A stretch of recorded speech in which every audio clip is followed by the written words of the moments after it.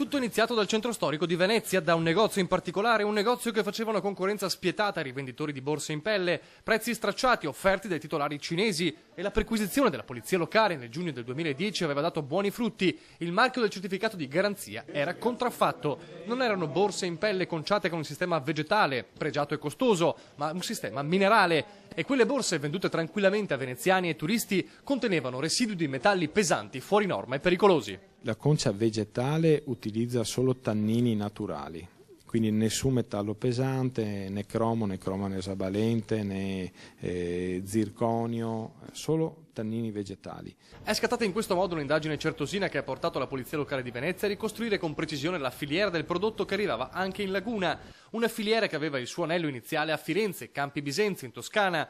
Qui gli agenti hanno trovato un capannone gestito sempre da cinesi e con 3.500 borse del tutto simili a quelle trovate a Venezia. Il sequestro è scattato immediato, così come quello di 85.000 certificati di garanzia contraffatti, un giro d'affari milionario. È sui 4 milioni di euro.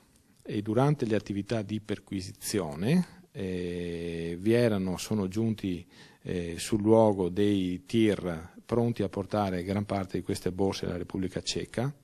Sono arrivati anche dei compratori dall'Austria e anche dalla Francia. 17 persone indagate, capannone chiuso. Al momento del blitz trovati anche 10 operai in nero che vivevano nella struttura in condizioni pietose assieme a 2 bimbi piccoli. L'ennesimo lager a produzione continua e nelle mani dei clienti arrivava un prodotto finale diventato una bomba chimica altamente tossica.